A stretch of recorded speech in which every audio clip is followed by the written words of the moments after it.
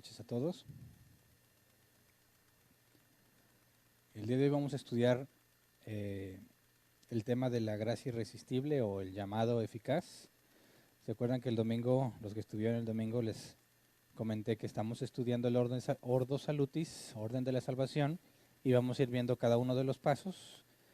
El domingo les comenté que antes de ver el tema del llamado, que es lo que hoy vamos a estudiar, después de ver la elección y predestinación, era necesario entender el tema de la expiación limitada, y fue lo que estudiamos el domingo.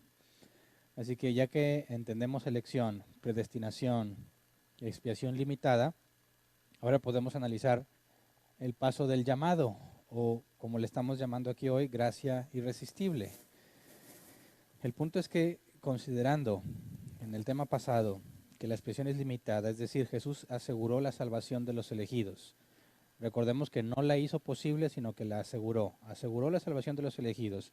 Y también dijimos que Jesús, como sacrificio expiatorio, expió todos los pecados de los elegidos. Entonces, la pregunta que corresponde ahora es, ¿cómo es que, según la propia Escritura y el tema que ya vimos también hace unas semanas, todos los hombres son totalmente depravados? Sin embargo, en algún punto de sus vidas, las personas, específico algún hombre, alguna mujer, empezó a buscar a Dios, ¿verdad? Cuando hablamos de la depravación total, vimos que era imposible que el hombre se acercara a Dios. Sin embargo, los que estamos aquí, podríamos decir por experiencia propia, que hubo un momento en nuestras vidas en el cual empezamos a buscar a Dios, ¿verdad?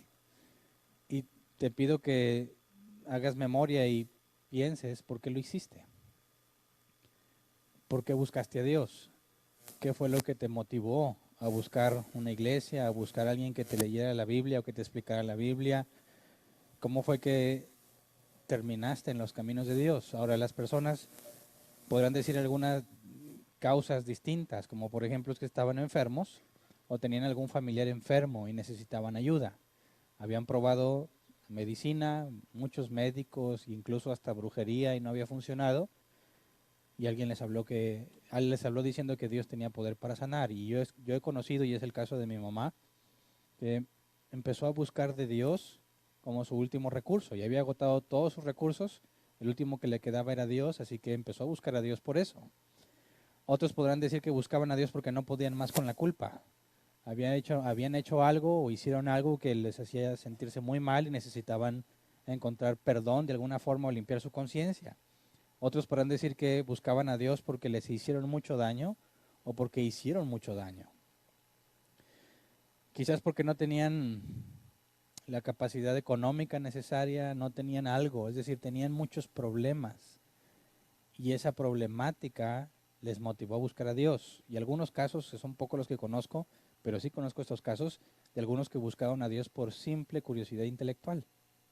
Les llamó la atención la Biblia y empezaron a investigar qué es la Biblia. Y fue como de repente dicen, me encontré con Dios. Cuando reflexionas el por qué estás aquí, cómo fue que un día empezaste a buscar a Dios, la mayoría concluye que fue decisión propia, ¿verdad? Y en ese aspecto tienen razón. Nadie los forzó. Nadie puede forzar a una persona a creer en Dios. Nadie puede forzar a otra persona a buscar a Dios. Podrán tratar de llevarte a Dios, como muchos lo hacen. Te ponen reglas, condiciones, como mi mamá me hizo a mí, ¿verdad? Si no vas te castigo, etcétera, etcétera. Pero eso no sirvió hasta que de repente yo decidí empezar a buscar a Dios. Pero cuando buscamos en nuestra experiencia personal, la razón por la cual decidimos empezar una búsqueda hacia Dios, tratar de encontrarnos con Él. Algunos dicen, yo encontré a Dios. Me esforcé, fui a muchos lugares, a muchas iglesias, o hice muchas cosas hasta que lo encontré. Cuando buscas en tu experiencia personal, algunos tratan de basar su experiencia personal como su teología. Acuérdense que la palabra teología es estudio de Dios, ¿verdad? Teo y logos, o logia. Buscar el estudio de Dios, una manera congruente, razonable, coherente de encontrarlo. ¿Cómo estudias a Dios? Y algunos dicen, es que como a mí me pasó esto, entonces así debe de ser lo que la Biblia enseña. Ponen su experiencia personal por encima de lo que la Escritura dice. Eso es bien común entre los cristianos. Dicen, cuando yo me acerqué a Dios, yo sentía algo. y le dicen a la gente, tú debes de sentir algo, tú debes de esforzarte, tú debes de hacer X o cual cosa que ellos hicieron para poder llegar a Dios. Algunos se van a otros extremos, agarra la Biblia y date una buena limpia. Se la pasan por el cuerpo. Algunas técnicas que a mí me dijeron, pues cuando te duermas pon la Biblia bajo tu almohada y la palabra va a empezar a llegar a tu mente. Bueno, fuera, ¿verdad? Algunos dicen, pon un audiolibro, o sea, la Biblia narrada, y duérmete escuchándola. Y vas a empezar a conocer cada vez más de Dios. O sea, que de forma inconsciente voy a empezar a conocer de Dios. Otros se van más al extremo y dicen, en la entrada de tu casa tienes que poner X cosa, ¿verdad? Una plantita de algo, una figurita de algo, de alguien. Casi todos tienen una especie de mostrador donde tienen una vitrina, o quizás en los tiempos de antes, yo me acuerdo de mi abuela, tiene una vitrina con una Biblia. Nunca agarra nadie esa Biblia, pero ahí la tienen, ¿verdad? Y dicen, ahí está, eso es para que su palabra esté en nosotros y nos empiece a ir bien, para que nos bendiga. Están buscando la forma de encontrar un método, según su experiencia personal o la experiencia de alguien más, para poder encontrarse con Dios o para que Dios les ayude. Pero nuestra experiencia personal puede ser incluso contraria a lo que la Biblia dice. Por ejemplo, el caso que te mencionaba, ¿cómo fue que empezaste a buscar a Dios? Encontrarás distintas razones, pero en todas las razones que encuentres podrás decir, a fin de cuentas yo decidí buscarlo. Entonces, algunos piensan que para que la gente conozca a Dios, tienes que invitarlos o convencerlos de que empiecen a buscarlo. Pero lo importante aquí es que dice la Biblia. Todos los de aquí asumo que conocen de Dios y que un día no olvidan que decidieron buscar a Dios. Bueno, ¿por qué lo buscaste? ¿Qué fue lo que te motivó? Pero bíblicamente hablando. Tu experiencia personal puede ser muy interesante, incluso apantallante. Hay testimonios asombrosos. Pero bajo ninguna circunstancia pueden estar por encima de lo que la Biblia enseña. Si en la Biblia tenemos la revelación de Dios y mi experiencia dice algo que no armoniza, que no es de acuerdo a lo que la Biblia enseña, ¿cuál debe de ser mi base? ¿Lo que yo viví o lo que la Biblia dice? Es decir, ¿interpreto la Biblia según mi experiencia o interpreto mi experiencia según la Biblia? Veamos qué dice la Biblia al respecto en Romanos 3, versículo 10 al 18. Romanos 3, versículo 10 al 18 dice, así está escrito, no hay un solo justo, ni siquiera uno. No hay nadie que entienda, nadie que busque a Dios. Todos se han descarriado, a una se han corrompido, no hay nadie que haga lo bueno, no hay uno solo. Su garganta es un sepulcro abierto, con su lengua profieren engaños. Veneno de víbora hay en sus labios, llena está su boca de maldiciones y de amargura. Veloces son sus pies para ir a derramar sangre. Dejan ruina y miseria en sus caminos y no conocen la senda de la paz. No hay temor de Dios delante de sus ojos. Ahora, ¿se acuerdan que esto ya lo estudiamos en el tema de depravación? Pero, ¿buscar a Dios sería algo bueno? Sí. Y la Biblia dice que no hay quien haga lo bueno. Entonces, cuando tú buscaste a Dios y lo hiciste por voluntad propia, ¿estabas haciendo algo bueno? Sí. ¿Cómo fue que lo hiciste? Si la Biblia dice que no lo puedes hacer, estás totalmente depravado. No hay nadie que haga lo justo, lo correcto. Buscar a Dios es lo correcto. Tú hiciste en algún momento lo correcto, pero la Biblia dice que eso no es propio del humano. Vamos a Efesios 2, 1 al 3, otra descripción de nosotros mismos. Efesios 2, 1 al 3 dice, en otro tiempo ustedes estaban muertos en sus transgresiones y pecados, en los cuales andaban conforme a los poderes de este mundo. Se conducían según el que gobierna las tinieblas, según el espíritu que ahora ejerce su poder en los que viven en desobediencia. En ese tiempo también todos nosotros vivíamos como ellos, impulsados por nuestros deseos pecaminosos, siguiendo nuestra propia voluntad y nuestros propósitos. Como los demás, éramos por naturaleza objeto de la ira de Dios. Ahora, en esencia, las dos cosas son del apóstol Pablo, ¿verdad? Romanos y Efesios son palabras del apóstol Pablo, pero son maneras distintas de resumir lo que el género humano es sin Dios. Entonces, si estabas muerto en tus pecados y delitos, si te conducías según el poder de Satanás, si lo único que seguías eran tus deseos pecaminosos, ¿Cómo fue que terminaste buscando a Dios?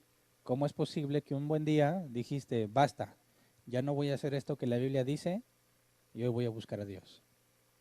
Bíblicamente hablando, es imposible que tú tomes esa decisión por ti mismo. Y aquí está el problema. En mi experiencia puedo decir y concluir, yo busqué a Dios. Hubo un día en que yo lo busqué genuinamente, yo quería estar con Él. Sabía poco o nada de Él, pero yo tenía un interés genuino por saber más. Pero la Biblia dice que no hay nadie que lo haga. Entonces, ¿qué fue lo que pasó? ¿Tienes razón tú o tiene razón la Biblia? ¿Cómo podemos armonizar estas dos cosas? Veamos el versículo 4 y 5 ahí en Efesios 2.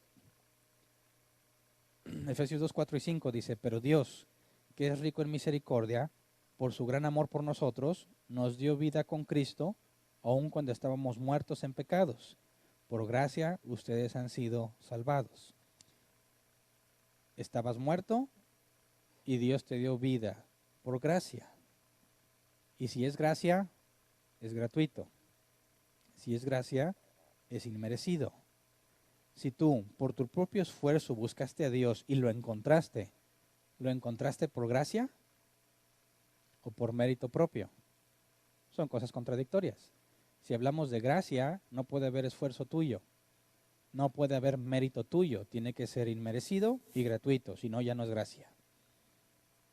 Pero si en nuestra experiencia digo, yo me encontré con Dios porque yo lo busqué, ahí estamos diciendo algo contrario a lo que la Biblia dice. Estamos diciendo, yo lo encontré como resultado de mi esfuerzo, por consecuencia es mérito propio. Ahora, ¿por qué no todos buscan a Dios? Cuando se predica el Evangelio, no todos responden favorablemente. No a todos les interesa Dios, porque a ti sí, y a otros no. ¿Por qué si escuchaste el mismo Evangelio, aunque sea medio pervertido, modificado, o el Evangelio auténtico, bíblicamente hablando, aún así no todos responden al Evangelio favorablemente? No todos deciden buscar a Dios. ¿Qué hace que unos sí lo hagan y otros no? Y ahí está la clave del asunto. Dicen, yo lo decidí, así que tú también debes decidirlo, dicen ellos. Y si no quisiste el Evangelio, dices, no, es que te tienes que decidir. Tienes que convencerte. Yo me acuerdo mucho que escuché en un programa de radio que estaban hablando sobre qué estaba pasando con el cristianismo actual. Y decían, lo que falta es pasión. La gente ya no tiene pasión por las cosas de Dios. Necesitamos gente apasionada. Apasionate del Señor. Y yo me preguntaba a mí mismo, ¿y cómo le hago para apasionarme yo mismo por algo? ¿Puedo decidir de repente, ahora voy a ser bien apasionado por esto? Sentí que era algo absurdo que me pidas que yo me apasione por algo, de manera que la gente diga, oye, sí es cierto, nos falta eso, pero de hoy en adelante voy a ser bien apasionado. No, no es algo que tú decidas. Entonces, cuando hablamos del Evangelio y de que es predicado a toda criatura, y que muchos dicen que no y algunos dicen que sí, y tratamos de poner nuestra experiencia propia como una explicación, da como resultado la forma en la que muchos cristianos evangelizan hoy en día, ¿no?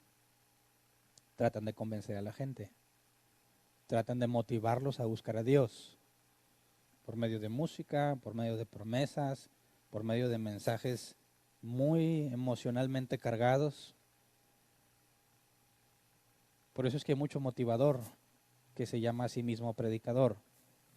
Se paran al frente de la iglesia y los motivan. Tratan de motivarlos, moverlos a que decidan buscar a Dios. No se me olvida una iglesia en la que yo estuve como congregante, o sea, no tenía yo una responsabilidad de enseñanza ni nada por el estilo, yo todavía no entendía muchas cosas de la Biblia. Me acuerdo que invitaron a una predicadora y la anunciaron como, wow, la esposa de apóstol, no sé qué. Y bueno, pues ahí vamos, era una reunión especial para poder escuchar el mensaje que esta señora traía. Y fuimos. Total, esta señora pasa al frente y nos dice que Dios le ha dado a ella el don de motivar.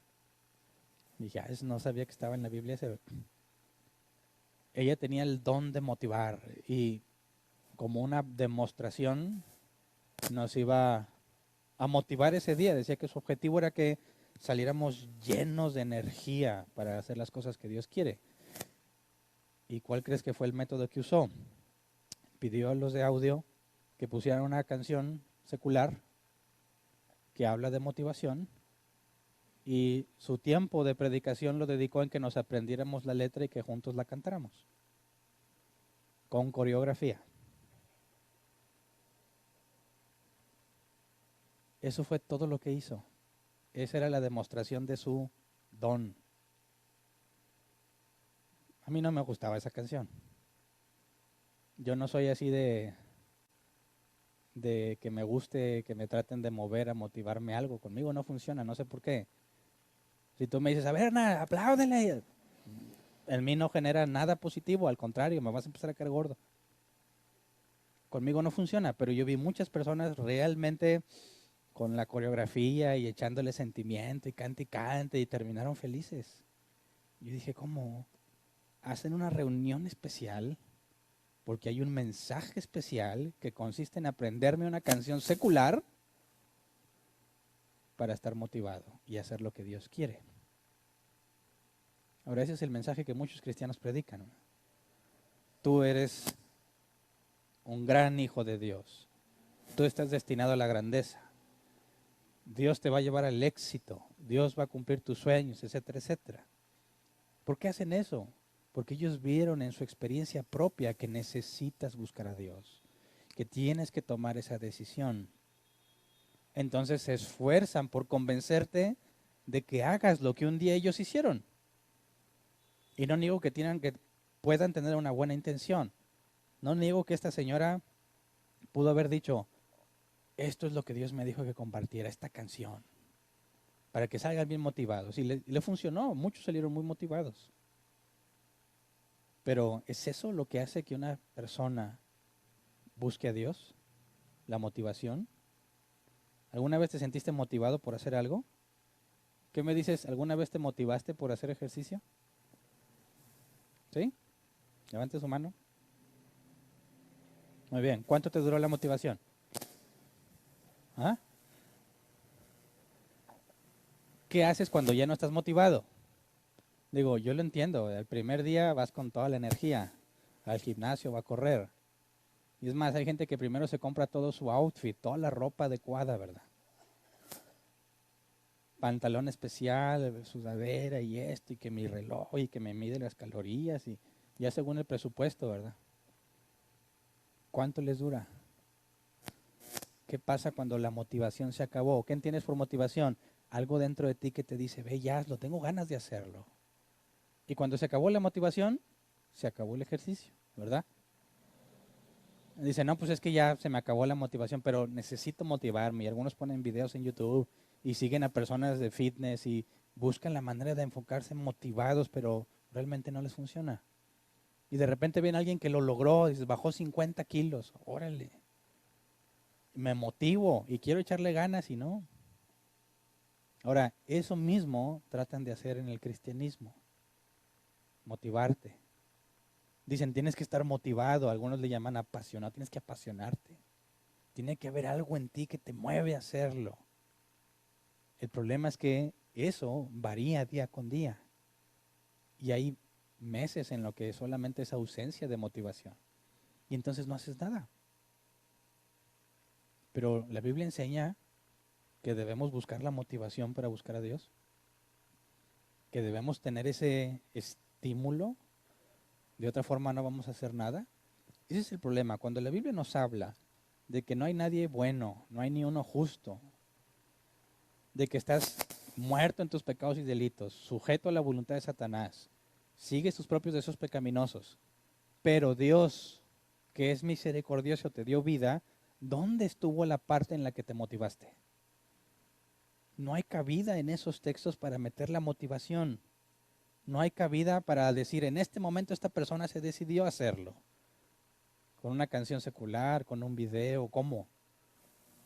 Y ahí está el conflicto. Los cristianos se esfuerzan en motivar a la gente para que venga Dios, sean o no sean cristianos. Si ya son cristianos, le dicen, quieren motivarlos y diciéndoles que van a lograr grandes cosas, que van a ser el nuevo David y que van a hacer esto y van a vencer a sus gigantes, porque quieren que busquen la santidad motivándolos. Y si no son cristianos, quieren motivarlos a venir a Cristo.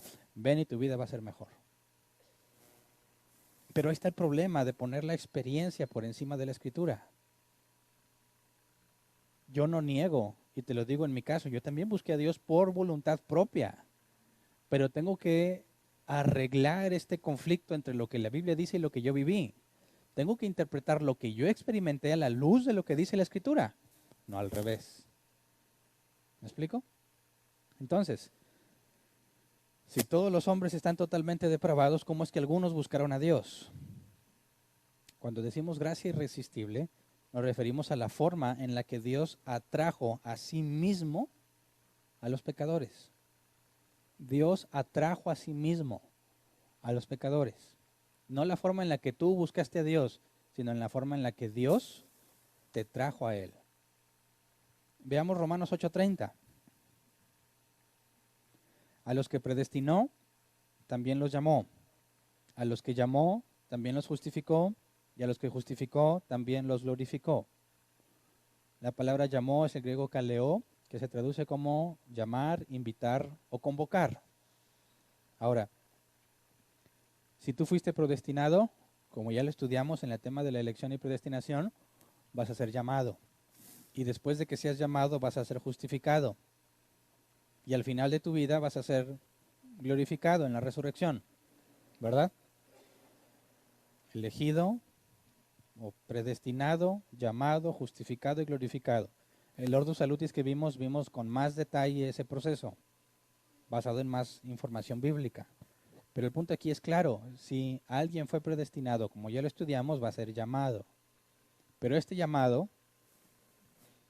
que en griego es una invitación o convocar a alguien a hacer algo, simplemente llamarlo, tenemos que definirlo de dos categorías, un llamado externo y un llamado interno. Porque es cierto que ante la predicación del Evangelio, a la invitación de venir a Cristo, no todos responden con un sí, ¿verdad? Fueron invitados, pero no quisieron ir. Jesús nos dice eso en una de sus parábolas.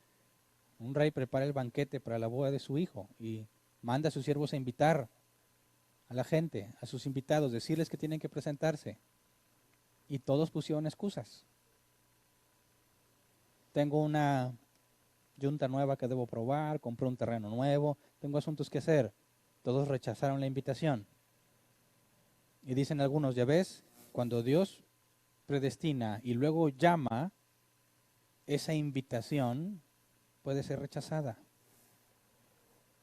Puede ser rechazada. Y dicen, la prueba está en que tú mismo puedes decir, muchas veces, tal vez en tu caso, como fue en mi caso, te invitaron a Dios, te predicaron el Evangelio en cierta forma y dijiste que no. Pero en algún momento del tiempo dijiste que sí. Anteriormente te habías negado cualquier invitación de ese tipo, pero un día dijiste que sí. Dicen, ya ves, en tu propia experiencia te puedes negar hasta que dijiste que sí. Pero otra vez, la regla es la Biblia y someto mi experiencia a lo que la Biblia dice, no al revés. Vamos a Juan 16:8. Cuando Jesús le dice a sus discípulos que se va a ir, les dice que no los va a dejar solos. Dice, y cuando Él venga, hablando del Espíritu Santo, y cuando Él venga, convencerá al mundo de su error en cuanto al pecado, a la justicia y al juicio. Y esto es lo que llamamos como el llamado interno. Una cosa es que tú hayas escuchado el Evangelio, ese es el llamado externo, lo que llega a tus oídos. Pero lo que ese mensaje va a hacer en ti no depende de ti, sino según palabras de Jesús, depende del Espíritu Santo que te convence de pecado. ¿Me explico? El llamado externo, la invitación, tú puedes decir no me interesa, pero cuando el Espíritu Santo te convence de pecado, no hay forma de volver atrás, no hay forma de desconvencerte. Si fuiste convencido de pecado, sabes que necesitas un Salvador y vas a empezar a buscar a Cristo. ¿Me explico? Esta es la diferencia entre la simple predicación, la invitación de venir a la iglesia, la invitación de conocer a Dios y la obra que el Espíritu Santo hace en el individuo cuando escucha esa invitación. Porque también la Biblia dice que a Dios le agradó salvar a los hombres por medio de la locura de la predicación. Entonces no la puede separar. Primero tiene que ser predicado el Evangelio, va a llegar a los oídos. Ese es el llamado externo. No depende de mis palabras, no depende de qué tan sentimental me puse a la hora de explicarte el Evangelio. No depende de cómo te lo platiqué, si había música o no, si había luces o no. Tengo que ser fiel a su palabra, porque yo sé que el decir la palabra es solamente un llamado externo, pero es el medio que Dios usa para que a los que predestinó sean convencidos de pecado. Y ese es el llamado interno. El Evangelio debe ser predicado a toda criatura, pero es claro, como lo estudiamos la clase pasada, que no todos los hombres se van a salvar. Algunos responden el mensaje y otros no. ¿Cuál es la diferencia? ¿Por qué unos sí y otros no? Los que responden favorablemente al Evangelio son los que fueron llamados por Dios. Vamos a Juan 6:37. Juan 6:37 dice, todos los que el Padre me da vendrán a mí, y el que a mí viene no lo rechazo. ¿Qué dijo Pablo? A los que predestinó, a esos llamó. Jesús dijo, todos los que el Padre me da, los predestinados, van a venir a mí. Es un hecho. Todos los predestinados vendrán a Él. A los que predestinó, llamó. Versículo 44, ahí en Juan 6. Nadie puede venir a mí si no lo atrae el Padre que me envió, y yo lo resucitaré en el día final. Y esto es una clara contradicción a la experiencia personal que estuvimos analizando al principio. Dicen, yo busqué a Dios. Falso. ¿Qué dice aquí la Biblia? Palabras de Jesús mismo. Nadie puede venir a mí si no lo atrae el Padre. Dices, pero yo fui. Pero Jesús dice, pero es porque el Padre te trajo. Entonces, ¿qué hice yo? ¿Y qué hizo Dios? ¿Me obligó? Yo no quería, pero algo me obligaba. Piensa en tu experiencia propia. ¿Fuiste obligado a buscar a Dios o había algo en ti que te llevaba a buscarlo? No estoy hablando de motivación. No hablo de que un día sí y un día no. Era algo constante, algo que no se fue hasta que encontraste a Jesús. Y digo encontraste porque es desde la perspectiva personal. Me lo encontré. Lo que la Biblia enseña es que tú no te lo encontraste porque ya había sido predestinado. A los que predestinó a esos llamó. Tú buscaste a Dios y dices, encontré a Jesús. Falso. Antes de que nacieras, Él ya te había señalado. Pero tú no lo sabías. Nadie puede venir a mí si no lo atrae el Padre. Recuerden que la palabra atrae significa arrastrar. No implica que fue en contra de tu voluntad. Tu propia experiencia confirma que no fue en contra de tu voluntad. Pero es imposible que tú hayas ido. El Padre te debe llevar. Versículo 45. En los profetas está escrito, a todos los instruirá Dios. En efecto, todo el que escucha al Padre y aprende de Él, viene a mí. Y aquí está el orden lógico y cronológico del asunto. Para que tú empieces a buscar lo que tuvo que haber pasado, tuviste que ser predestinado, ¿verdad? Eso es antes de la fundación del mundo, ok. Y cuando empezaste a buscar a Dios, dice, todo el que escucha al Padre y aprende de Él, viene a mí. Es el Padre quien te muestra quién es Jesús. Y entonces vas a Él. ¿Me explico? Cuando tú ves en tu experiencia y dices, yo busqué a Dios, pero estás dejando fuera esto que enseña Jesús. Antes de que tú dijeras, voy a buscar a Dios, tuvo que pasar algo en ti. El Padre te instruyó, te dijo, te enseñó lo que debes hacer. Y entonces vas a buscar a Jesús. ¿Y qué dijo Jesús? Todo lo que el Padre me da vendrá a mí, y el que a mí viene no lo echo fuera. Ya ahí está el asunto. Dices, a ver, mi experiencia. Un día tuvo sentido buscar a Dios y lo busqué hasta que lo encontré. Dices, eso es la verdad, no es cierto. Esa es la perspectiva tuya, personal. La perspectiva bíblica es, fuiste predestinado. El Padre te instruyó, te arrastró hacia Jesús. Entonces empezaste a buscarlo. Y cuando el Padre te reveló a Cristo, Él no te echó fuera. ¿Quién encontró a quién? ¿Quién buscó a quién? ¿Fuiste tú o Dios te trajo?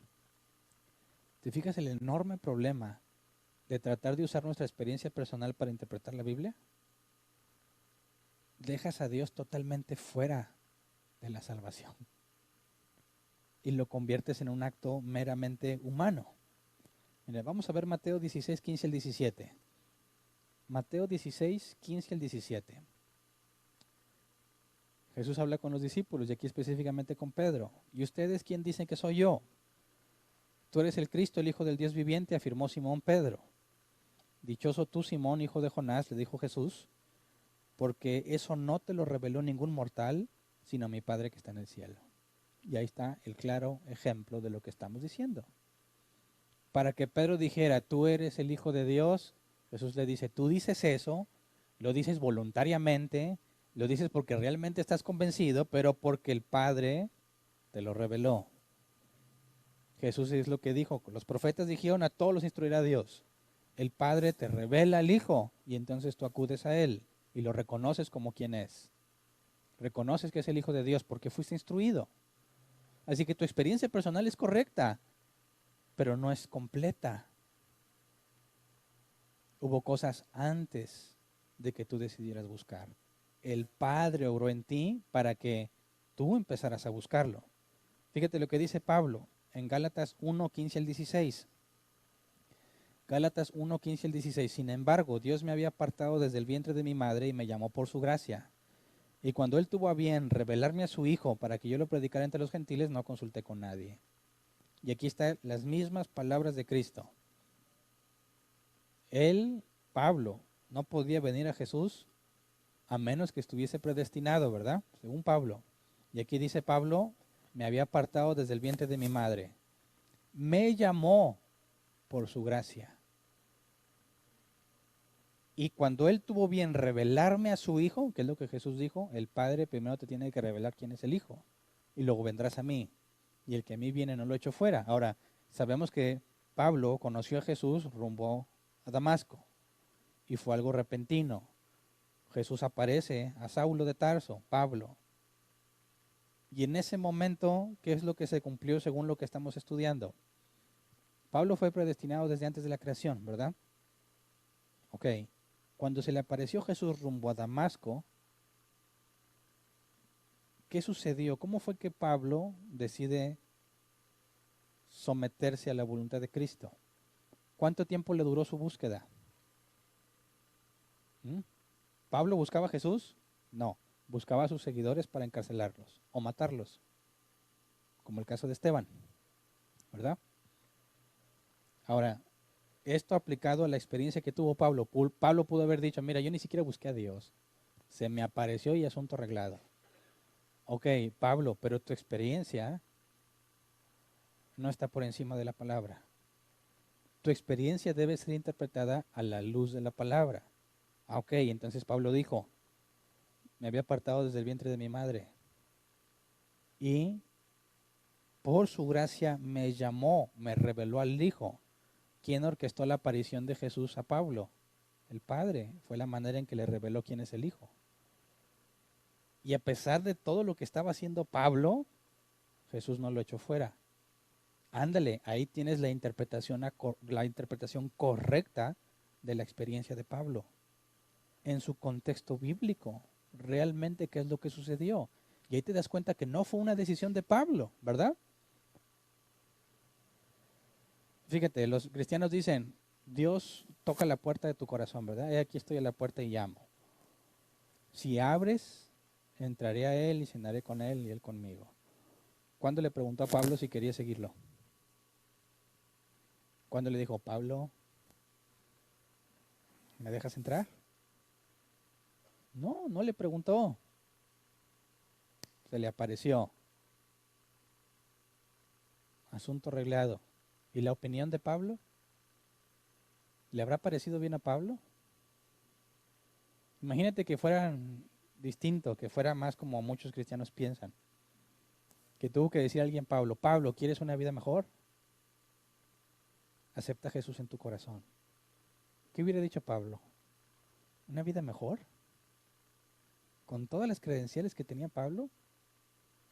¿Con la autoridad que le había sido concedida para ir a traer a los cristianos a la cárcel? ¿Te atreverías a ofrecerle ser cristiano para tener una vida mejor? Claro que no, eso sería absurdo completamente.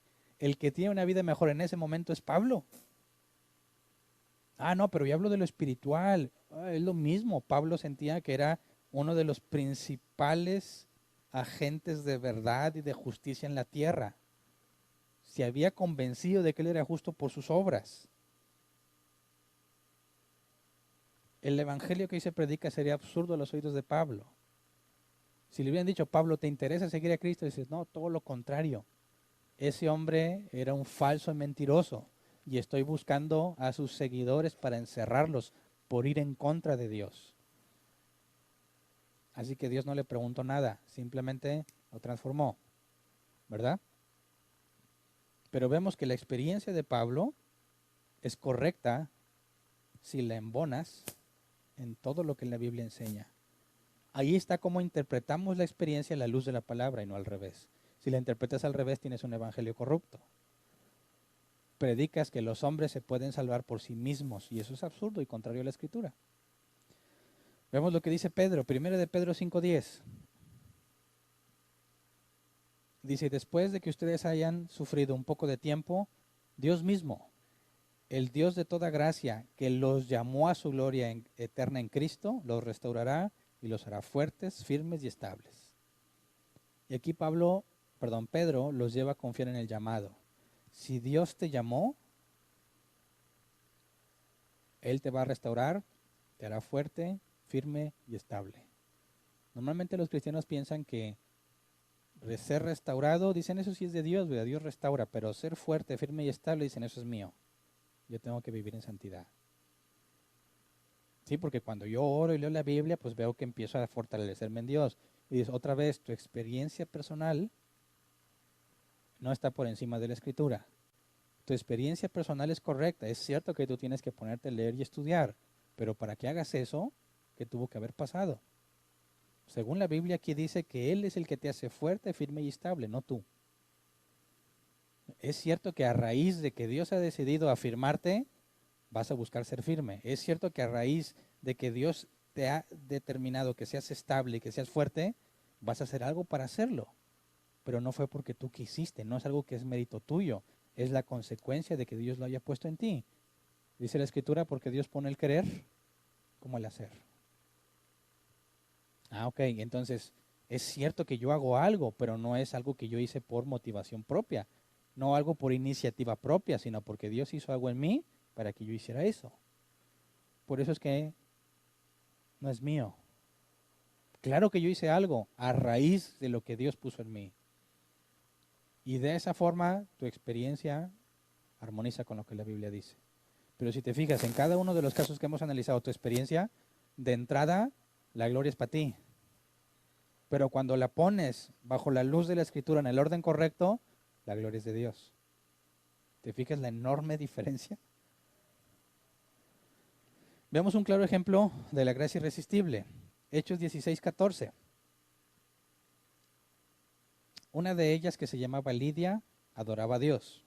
Era de la ciudad de Tiatira y vendía telas de púrpura. Mientras escuchaba, el Señor le abrió el corazón para que respondiera el mensaje de Pablo. Fíjate, ella adoraba a Dios, ¿verdad? Pero no había escuchado el Evangelio.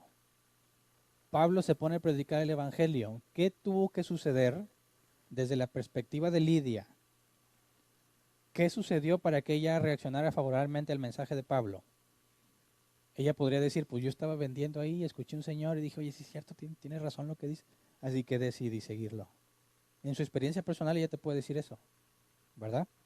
Pero ¿qué es lo que dice la Escritura que pasó con ella antes de que ella quisiera seguirlo? Dios le abrió el corazón, pero la palabra corazón en griego es entendimiento. Dios le hizo entender y después de que entendió, entonces buscó. Otra vez, su experiencia personal es verdadera pero incompleta. Y al ponerla bajo la luz de la Escritura, glorifica a Dios en lugar de glorificarse a ella. La gracia irresistible nos explica cómo es que Dios te trajo a Él. La gracia irresistible explica cómo un hombre o mujer totalmente depravado un día buscó a Dios. A eso nos referimos con que es irresistible, que a pesar de tu depravación no pudiste detenerlo. Pero algunos imaginan que hay personas que no desean ser elegidos por Dios y Dios los llamó y ahora están forzados a seguirlo. Pero eso es absurdo bíblicamente hablando. Cuando Dios te abre el entendimiento, cuando el Padre te ilustra quién es Cristo, algo en ti cambia. No estamos hablando del nuevo nacimiento todavía, ¿eh? Algo en ti, puesto por Dios, hace que sea agradable a ti buscarlo. No estamos diciendo que Dios dice, ¿sabes qué? Me importa poco lo que tú quieras, me vas a seguir y te aguantas. Como el caso que algunos proponen, bueno, si la gracia es irresistible y yo no quiero saber nada con Dios, pero Él me dice que vaya, pues voy a tener que ir a la fuerza. Claro que no. Cuando Dios te arrastra a Jesús, no lo hace en contra de tu voluntad, cambia tu deseo. Acuérdense de cuando estudiamos la depravación. El hombre hace lo que su deseo más fuerte le indique, ¿verdad? Y si ese deseo constante, como leímos en Efesios, es hacer lo malo, vas a estar haciendo lo malo constantemente. ¿Cómo hace Dios para que una persona sujeta al deseo más fuerte haga lo bueno? Cambia su deseo. Dices, ahora estoy buscando a Dios porque tu deseo cambió. ¿Me explico? Entonces, Dios te convence, el Espíritu Santo te convence de pecado. No te obliga, te convence. Entiendes, soy un pecador, necesito un Salvador. El Evangelio habla de un Salvador para los pecadores. Necesitas a Cristo. Eso es lo que hace que empieces a buscarlo. Y cuando lo encuentras, desde nuestra perspectiva, lo encuentras, Él no te rechaza. Pero nunca lo hiciste en contra de tu voluntad. Dios no te obligó, simplemente cambió tu deseo. Puso algo en ti que es tan fuerte que lo empiezas a seguir. Entonces, algunos imaginan, y lo he escuchado en distintos sermones, algunos imaginan que el Evangelio es arrojarle un salvavidas a alguien que se está ahogando. Imagínate que alguien está ahí manoteando en el agua, que se ahoga, auxilio, auxilio. Yo tengo el Evangelio. Pero si él se está ahogando y yo no, es porque yo estoy en un barco, ¿verdad? Una balsa. Entonces veo al que se está ahogando y pues le aviento salvavidas. Ahora, qué casualidad si le atino justo donde está él, ¿verdad? No sé si la cuerda llegue hasta donde está él. Pero mínimo va a quedar cerca de él. Ahora, ¿qué tiene que hacer el que se está ahogando para salvarse? Dicen, pues tiene que agarrar el salvavidas, ¿verdad? Dicen, pero no puedes negar que aún tiene la opción de no agarrarlo, ¿verdad? Dicen, así lo hace Dios. Dios ya hizo todo lo que se requiere para salvarse, para que te salves, perdón, y te avienta salvavidas. Lo único que tienes que hacer es agarrarlo. Y dicen algunos, sí, cierto. Porque a mí me pasó así. Yo busqué a Dios y por eso me salvé. Pero ya vimos que esa interpretación bíblica de tu experiencia es equivocada. Así que, ¿qué opinas de ese ejemplo? Veamos 3 casos. Si Dios te llamó, ¿podrás resistirte? ¿Mm? Si te estás ahogando y te avientan el salvavidas, ¿puedes decidir no agarrarlo? Claro que sí. Decir, no. A mí ven y sácame. O me voy a esperar el siguiente barco. Un ejemplo que me contaban, a mí me decían, mira, había un hombre que estaba orando en una inundación. Y antes de que empezara el agua a ser peligrosa, alguien llegó y le dijo, vámonos, porque se va a poner feo. Se va a inundar aquí todo feo. Vámonos, súbete con nosotros a la camioneta, vamos a buscar un lugar alto. O no, gracias, a mí me va a salvar Dios. Ok, se fueron. El nivel del agua empieza a subir. El hombre tiene que subirse al techo de su casa. El agua está como a mediación de su casa y pasa una balsa. Y llega y le dice, hey, súbete, vámonos. Y este hombre dijo, no, gracias, a mí me va a salvar Dios. El agua sigue subiendo, subiendo, y ya estando en el techo de su casa, tiene el agua en los pies. Llega un helicóptero. Le avienta en la escalera, vámonos. No, gracias, a mí me va a salvar Dios. Sube el agua, este hombre se muere, supuestamente llega al cielo, que es el primer absurdo en la historia, llega al cielo. Y dice, Dios, ¿por qué no me salvaste? Yo oré con mucha fe y no me salvaste. Y que Dios le va a decir, ¿cómo no? Te mandé una camioneta, una balsa y un helicóptero, pero tú no los quisiste. Y ese ejemplo supuestamente ilustra la salvación, la predicación del Evangelio. Yo me acuerdo que cuando escuché esa historia me apantallaron así feo y me quedé, sí es cierto. Pero hagamos un análisis. Si es cierto que yo puedo resistirme, y es cierto lo que la Biblia dice, de que estamos muertos en nuestros pecados y delitos, sumisos a la voluntad del que gobierna las tinieblas, o sea, de Satanás.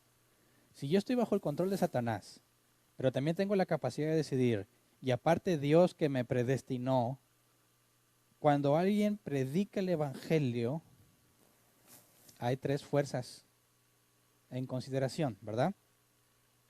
Hay tres voluntades. Tenemos la voluntad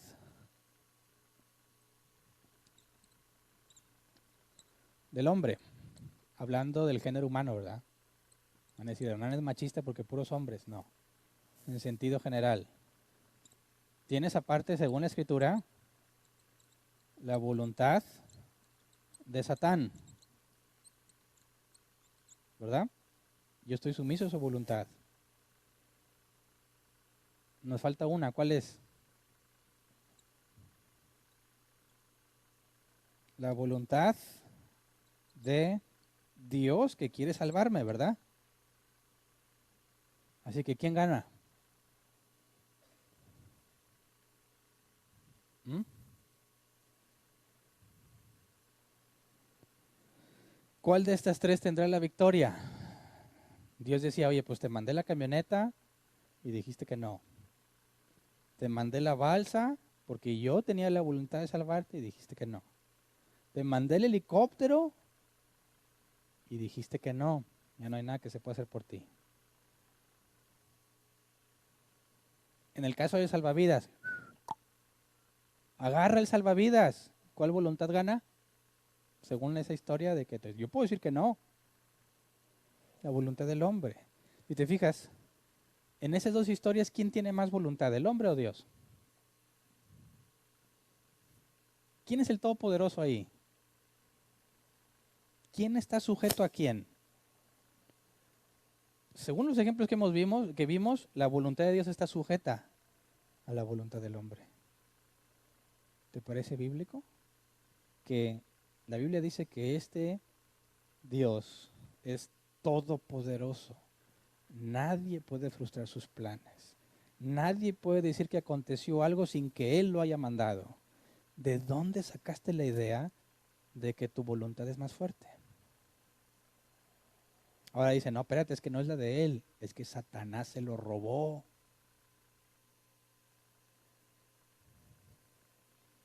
Dice, pues yo sí quería, pero el diablo, mugroso, no me deja. Ok, supongamos que no fue el pobre hombre, sino el diablo mugroso. ¿Cuál voluntad es más fuerte entonces?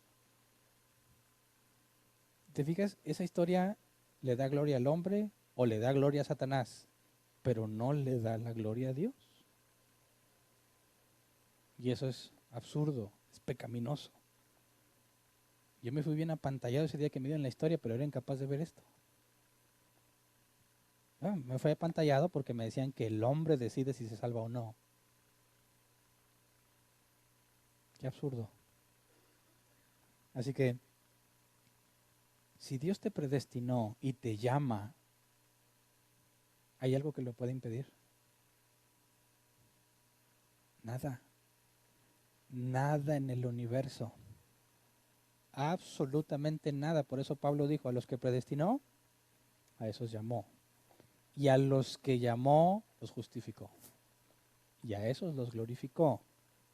Es imposible quebrantar la voluntad decretiva de Dios. Entonces, más que el ejemplo de que le avientes el salvavidas al hombre que está manoteando porque se ahoga, la Biblia enseña que tú ya estabas en el fondo, ahogado y muerto totalmente.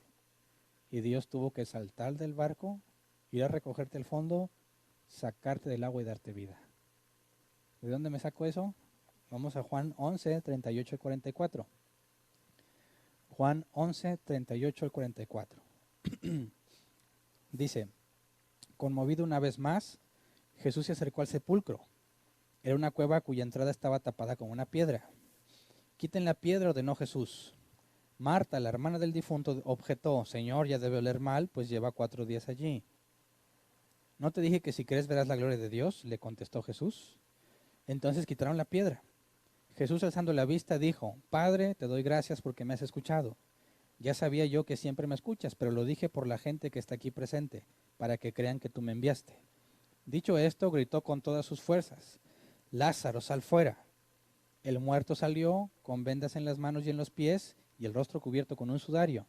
Quítenle las vendas y dejen que se vaya, les dijo Jesús. Ok. ¿Podía Lázaro resistirse al llamado de Jesús?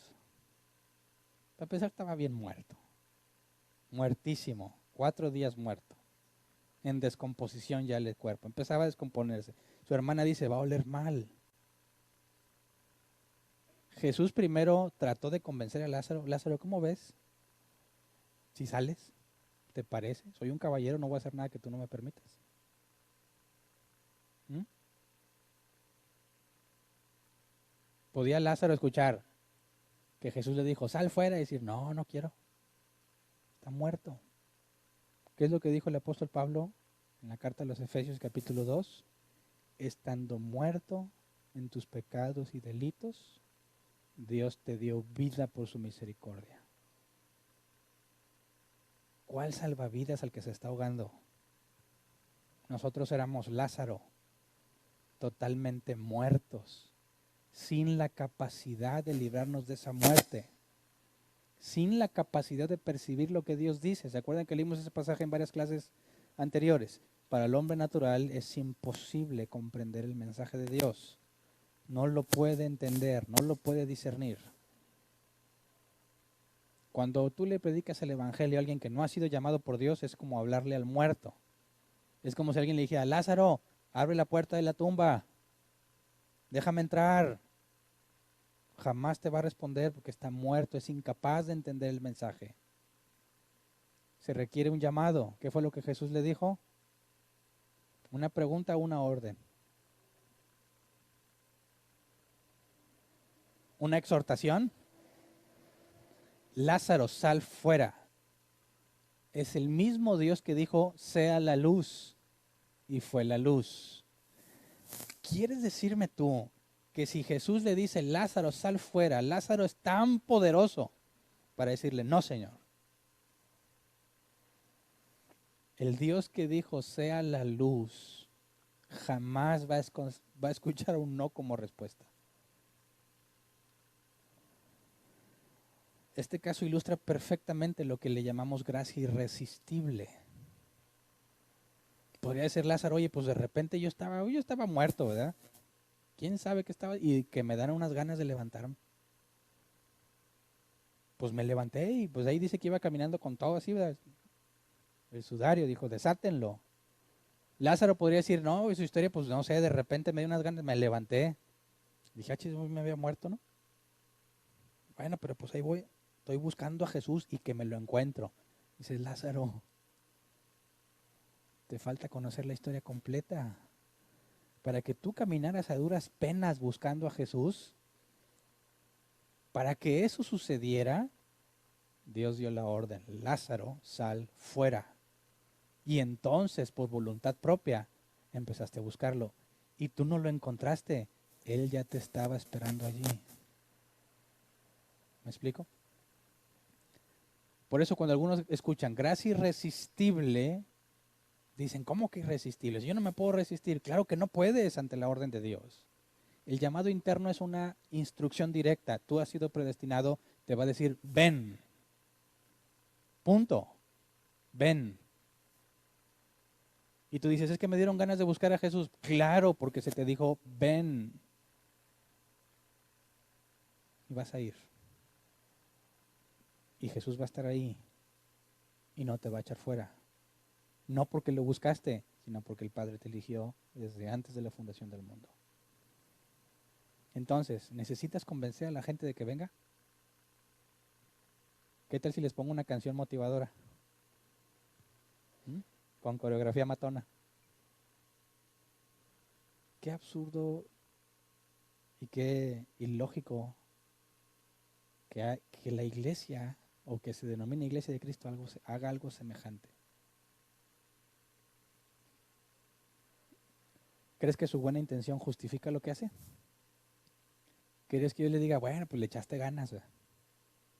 Bien mal, pero reconocimiento al esfuerzo.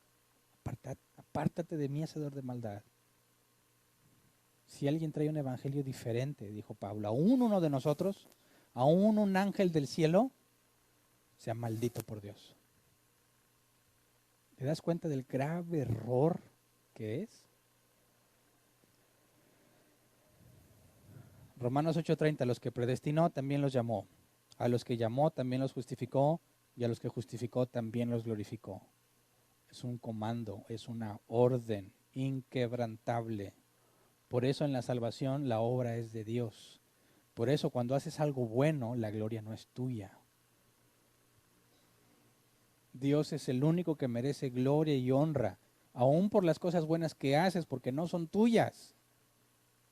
Fueron ordenadas por Dios. Recuerden que a los que predestinó también fueron predestinados para ser transformados a la imagen de su Hijo. Así cuando leímos que Pedro dijo, ese mismo Dios que los llamó, los hará fuertes, firmes y estables, es la consecuencia lógica de la predestinación, la consecuencia lógica del llamado. Dios no falla y fuiste predestinado a ser transformado según la imagen de Cristo. Por eso la santidad no es obra tuya. Entonces, ¿tú qué haces? Lo vamos a ver más adelante.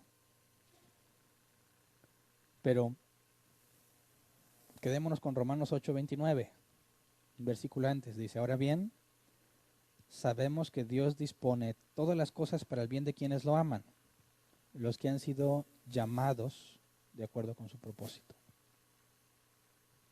Así que una vez que fuiste llamado y traído por el Padre, y se te reveló quién es el Hijo,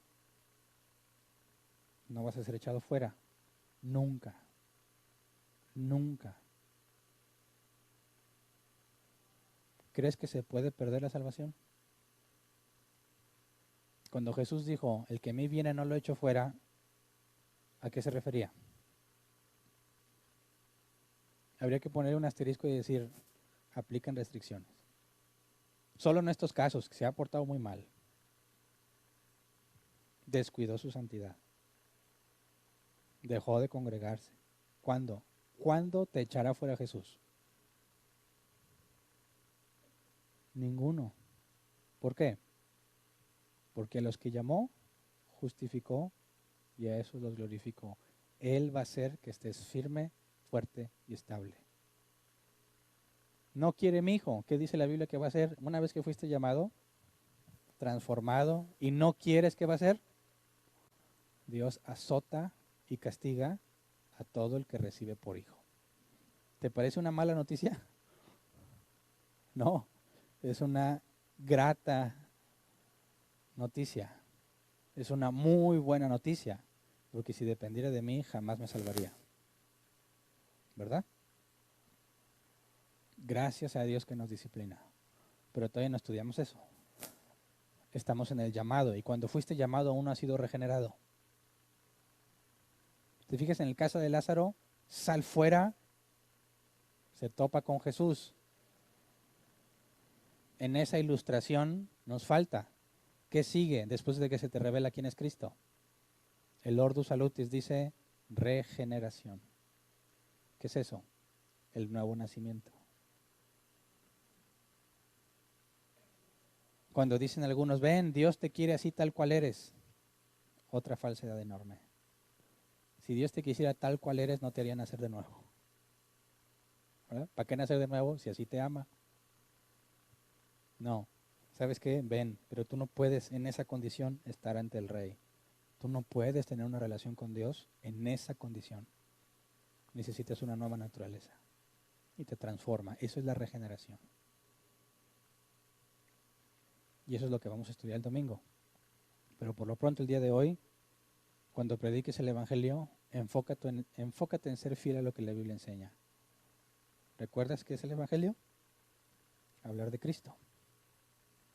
¿Qué decían las profecías de Él? Dios encarnado, murió y resucitó por los pecados, vendrá de nuevo a juzgar el mundo. Lo que tienes que hacer es arrepentirte. Ese es el Evangelio. ¿Quién va a decir que sí? Los que Dios ha llamado. ¿Quién va a decir que no? Los que Dios no ha llamado. Entonces, si alguien rechaza el Evangelio ahorita, ¿significa que no fue predestinado? Claro que no. Lo más que puedo concluir es que Dios no lo llamó hoy. ¿Verdad? Quizás mañana. Quizás en una semana o en un año. Quizás pocas horas antes de morir. Quizás justo antes de morir. Solo Dios sabe. Así que no me puedo dar el lujo de decir, no, a ese ya le prediqué y no quiere, ya no le digas nada. No, tampoco es, le voy a decir todos los días hasta que acepte. Tampoco. El apóstol Pablo dice que busques el momento oportuno.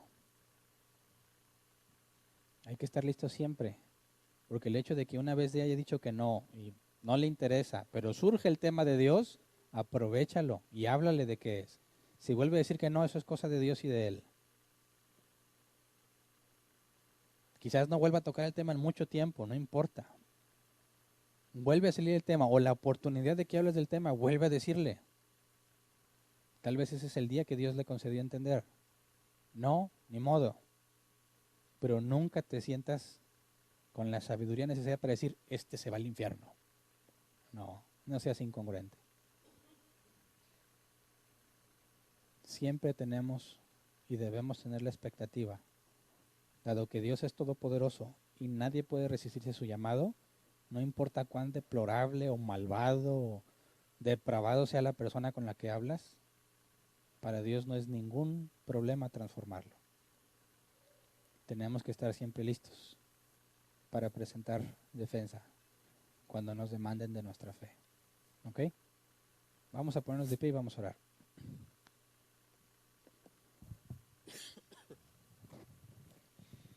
Esto debe quitarnos un gran peso de encima, ¿verdad? Cuando alguien dice, oye, vamos a hablar de la Biblia, dice, no, primero hay que cantar alabanzas. ¿De dónde te sacaste eso? ¿Mm? Primero hay que tener un ambiente correcto. ¿De dónde te sacaste eso? Aprovecha la oportunidad. Algunos dicen, no, es que no quise decir nada porque últimamente no he orado. ¿Dónde está la condición de una previa oración? ¿O cuánto tiempo tienes que orar previamente para que el Evangelio tenga poder? ¿Mm? No depende de ti. Ahora, si dices que eres cristiano y no oras, el problema es tuyo, no de Dios. En el sentido de que diga, Hernán, yo había elegido a este, pero como andas mal, pues ya no va a funcionar. A pesar de ti, a pesar de mí, Dios hace su voluntad. Así que nunca te limites a la hora de hablar del Evangelio. Hazlo confiando en Él, no en ti. ¿Ok? Vamos a orar, Señor. Queremos darte gracias porque nos has permitido entender, nos abriste el entendimiento como a Lidia, nos instruiste, nos revelaste a tu Hijo y Jesús no nos rechazó. Gracias porque tu palabra dice que Él no nos echará fuera. No lo hizo y no lo hará, Señor. Porque la voluntad tuya es que Él resucite a todos los que le diste. Así que, Señor, enséñanos a vivir confiando en ti. Enséñanos a perseverar en ti, Señor. Enséñanos a confiar que no hay nada que se pueda interponer en tu voluntad. Enséñanos, Padre, cómo transformas la vida de la gente por medio de la predicación de tu Evangelio. Haznos parte, Señor, de la enorme dicha y alegría que tú dijiste que aún los ángeles del cielo se regocijan cuando un pecador se arrepiente. Queremos experimentar ese regocijo, Señor. Ver personas transformadas. Hemos visto entre nosotros a muchos llamados, Señor. Hemos visto a muchos que responden el mensaje de una forma externa y luego se van, pero también hemos visto a muchos que tú trajiste por distintas circunstancias y se quedaron, Señor. Y hubo un cambio en sus vidas y vimos que efectivamente los habías llamado. Padre, queremos sabernos útiles en tus manos. Concédenos la enorme dicha de ver tu poder. Que nuestras vidas sean un buen ejemplo, Señor, y no tropezadero. Pero enséñanos a ver y entender que es tu palabra predicada la que lleva tu poder, Señor, y no nosotros. Que ninguno de nosotros se jacte de una vida santa y que piense que por eso lo usa Dios. No, Señor. Tú usas cualquier cosa que te plazca. Tu poder no depende de nosotros, Padre. Y sabiendo lo pecadores que somos, a pesar de que sabemos lo bueno, no lo hacemos. Por eso te pedimos como misericordia y gracia de parte de ti, que nos uses para llevar la salvación a los que has llamado, según tu soberano propósito, Señor. Queremos ver este lugar lleno de personas que fueron transformadas por ti. Personas que las trajiste, Señor, porque las llamaste. Personas que interpreten correctamente su experiencia a la luz de la Escritura. Concédenos, Padre, nunca poner nuestra experiencia por encima de tu palabra. Al contrario, instrúyenos, Padre, para que siempre pongamos nuestra experiencia como subordinada a tu palabra. Que tu luz siempre nos ilumine, Señor, para nuestros caminos y para que podamos instruir a los que vienen en el camino correcto. Pero sobre todo, gracias, porque por gracia nos llamaste, porque nos habías elegido y predestinado, Señor. Nos justificaste y como dijo el apóstol Pedro, tú tienes poder para hacernos firmes, para que seamos estables y fuertes, Señor. Todo para gloria de tu nombre. Gracias. Amén. Pueden sentarse. Pasemos a la sección de preguntas. Si tienes una pregunta, levanta tu mano y te llevan el micrófono. Tenemos 15 minutos para dedicarnos a responder preguntas. ¿Alguien tiene una pregunta? Levante su mano y le llevan el micrófono. No importa si vienes por primera vez, ¿verdad? No se requiere antigüedad. No te vayas con dudas. No hay preguntas tontas. Estoy haciendo un resumen de todo lo que me han dicho de por qué no preguntan. No hay preguntas tontas. Acá hay una mano levantada.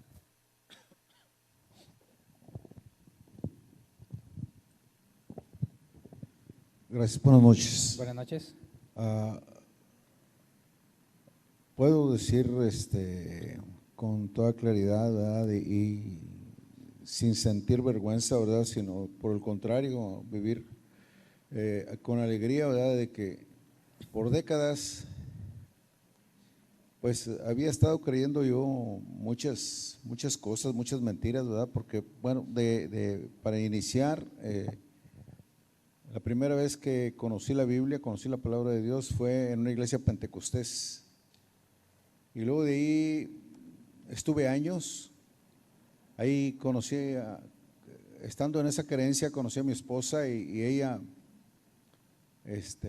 acudió conmigo a la iglesia pentecostés y luego después, posteriormente, en una iglesia bautista y creíamos, o al menos yo creía, ¿verdad? Que estaba, o cuando yo hablaba del evangelio, creí que lo estaba haciendo bien, ¿verdad? Aunque conocía el texto de Gálatas, ¿verdad?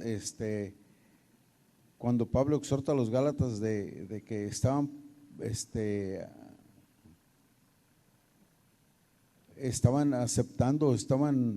habían aceptado otro evangelio, ¿verdad? No que haya otro evangelio, sino que estaba adulterado, ¿verdad? Pues yo con alegría, ¿verdad? Puedo decir, hermanos, que Dios a través del Espíritu Santo me ha hablado y me ha dado más conocimiento y pues a la vez al tener más conocimiento, más responsabilidad adquiere uno, ¿verdad? Pero me da alegría, no me da tristeza, ¿verdad? De haber vivido en décadas con toda esa ignorancia, ¿verdad? Porque pues gracias a Martín Lutero, ¿verdad? Ahora sí que por siglos la Iglesia Católica estuvo en oscuridad, en oscurantismo a mucha gente, ¿verdad? Que vivió en la oscuridad total. Y gracias a Martín Lutero, ¿verdad? Él trae todas estas enseñanzas que parecen perlas preciosas escondidas, ¿verdad? Que están a la vista, pero que no las habíamos descubierto. Y pues yo le doy muchas gracias a Dios, ¿verdad? Por esto, ¿verdad? Y a través de estos mensajes, de estas predicaciones, he adquirido mucho conocimiento, más conocimiento, ¿verdad? Y quiero expresar, ¿verdad? Que creía que conocía, pero me doy cuenta que por décadas, aún estando en la iglesia bautista, practicaba o se practicaba, ¿verdad? Creíamos que estábamos haciendo o hablando o predicando un evangelio correcto y pues no era así, ¿verdad? Ahora, mencionaste Apocalipsis 3:20. He aquí yo estoy a la puerta y llamo. Si alguno oyere mi voz, entraré a él. Yo quisiera saber, porque en el mundo pentecostés y bautista se interpreta de esa manera, como usted le explicó, hermano Hernán, ¿verdad? De que Dios viene y toca la puerta, ¿verdad? Y a ver si uno acepta, ¿verdad? Y le da entrada a Dios, ¿verdad? Pero quisiera una vez más, hermano, que nos explicara ese texto y a qué se refiere la interpretación de ese versículo en particular. Bueno, ahí el texto dice que es a la iglesia de la Odisea. Y esas no son palabras de Dios a los incrédulos, sino a los que se congregan como la iglesia de Cristo. Entonces, esa es una invitación a una comunión más íntima y cercana con los hijos, no con los incrédulos. El problema es que si aíslan ese pasaje, consideran que se le está hablando al incrédulo y que es la invitación del evangelio, pero en ninguna parte el evangelio fue predicado de esa forma. Nunca fue una invitación, siempre ha sido un mandato. Dios manda a todos los hombres que se arrepientan. Entonces, si hablamos de la iglesia en ese sentido, la paciencia de Dios para con ellos, una iglesia con muchísimos errores y muchísimas desviaciones, Dios los está invitando a una relación personal. ¿Me explico? Entonces, no es el nuevo nacimiento lo que se está ofreciendo ahí.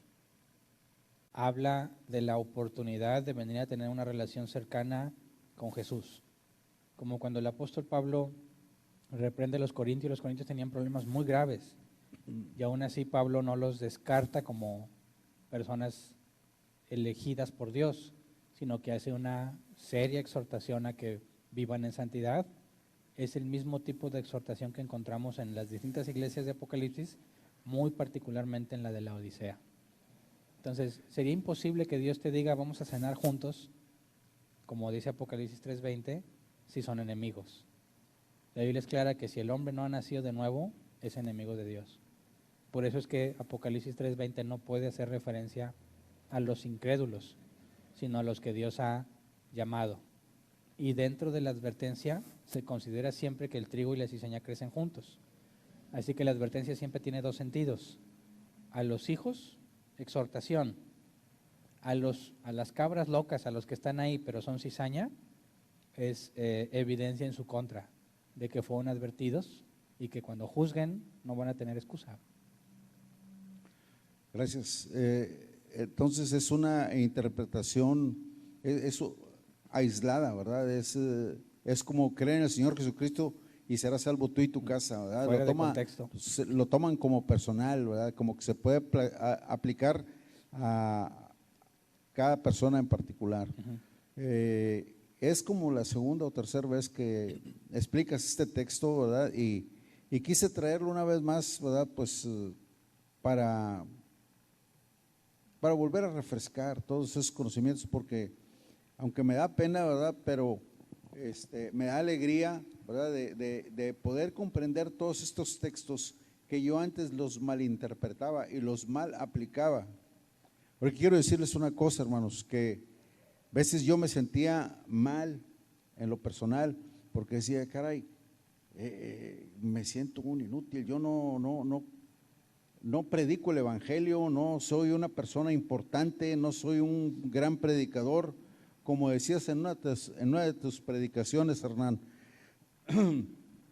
No tengo un testimonio matón, ¿verdad? Así me sentía yo, no tengo una predicación atractiva en mi creencia, ¿verdad? Para convencer a la gente, porque eso es lo que el pueblo pentecostés o el pueblo bautista cree que va a convencer a la gente.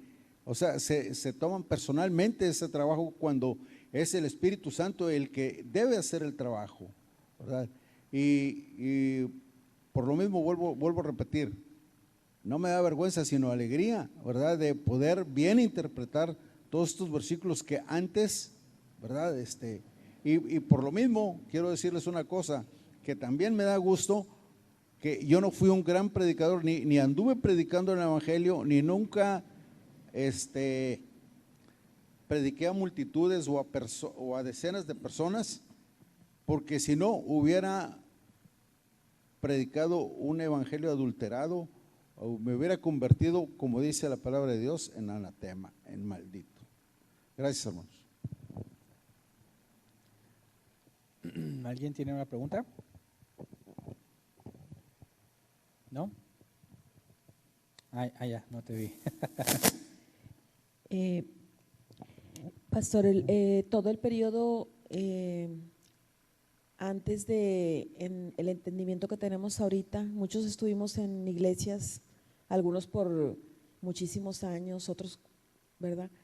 Todo ese periodo, ¿cómo lo podemos identificar?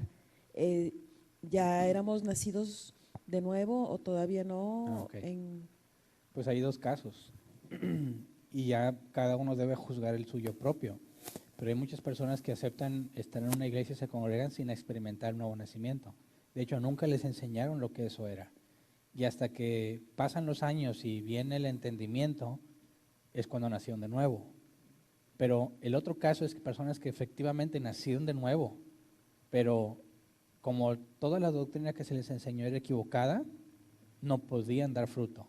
Tenían el Espíritu Santo, empezaban a avanzar, había cambio y fruto en sus vidas, pero conforme pasaba el tiempo, la falsa doctrina que recibieron los llevó constantemente a errores y errores y errores. Ya habían nacido de nuevo, pero no tenían suficiente entendimiento. Yo creo que ese es el caso que Pablo menciona, o no es Pablo, el autor de la carta a los Hebreos dice que debiendo ser ya maestros, aún son como niños. No los descarta como personas que no nacieron de nuevo, sino con un serio problema de madurez y de conocimiento. Yo creo que ahí está el otro caso. Personas que estaban con sus mentes atrofiadas, que creo yo es un caso que me pasó, y no podía avanzar ni hacer nada porque no tenían ni el conocimiento ni el entendimiento para hacerlo. Cuando Dios te revela, empiezas a avanzar en madurez y en santidad, pero había un nuevo nacimiento. Pero también he conocido casos donde claramente no había un nuevo nacimiento hasta el momento en que comprendieron. Gracias. ¿Alguien más? Había otra mano acá, ¿verdad?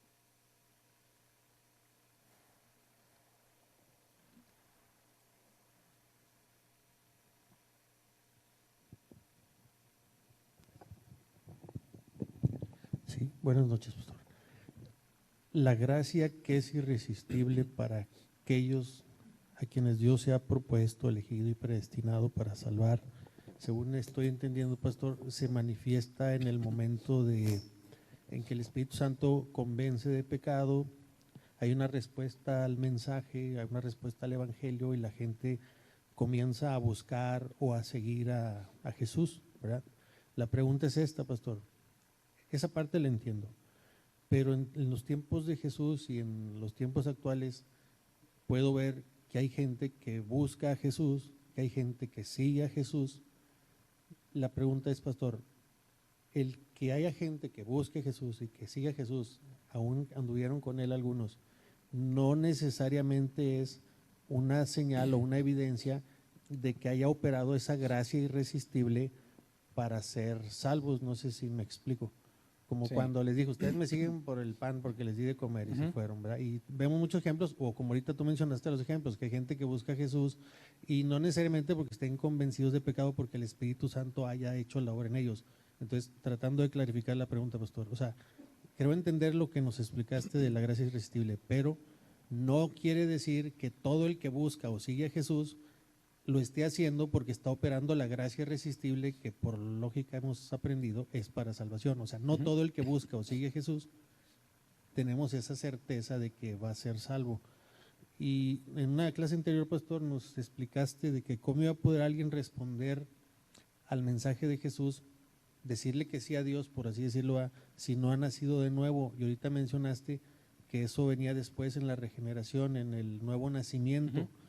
Desde aquella vez que nos explicaste el dibujo del orden de la salvación, yo me quedé con esa duda, pastor, de cómo vas a responder eficientemente al, por así decirlo, eficientemente al llamado si no has nacido de nuevo, porque también te entendí que mencionaste eso en una ocasión, dijiste, ¿puede el hombre responderle a Dios si no ha nacido de nuevo? Y ahorita Ujú. parecía, bueno, no parece, entendí otra cosa, entonces, si me lo puedes explicar mejor eso, pastor, y nomás el primer comentario es si es así, ¿verdad? De que no todo el que busca o sigue a Jesús es porque esté operando la gracia irresistible, y cómo opera ese nuevo nacimiento después de que ya alguien Ok. o sea, respondió a Cristo.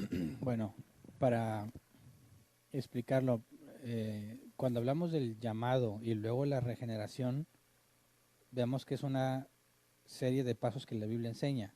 Nosotros estamos limitados para ver realmente la motivación de una persona que busca a Dios, ¿verdad? Algunos pueden decir, sí, yo estoy dispuesto a decir que me arrepiento y lo que sea con tal de que Dios me sane o que me dé lo que pido. Pero esa motivación interna queda oculta para nosotros, ¿verdad? A nuestra vista puede ser que este hombre o mujer genuinamente está siendo traído por Dios. Por eso no nada más tenemos ese criterio, ¿verdad? Nosotros podemos ser engañados, pero Dios no. La forma en la que nos damos cuenta si alguien fue efectivamente llamado por Dios es por la consecuencia que viene después de ese llamado. Porque si Dios lo llamó, lo va a regenerar. No puede ser que Dios lo esté llamando sin regenerarlo. Entonces, cuando nosotros analizamos el pasaje, decimos, bueno, fue predestinado, no tenemos forma de saberlo, ¿verdad?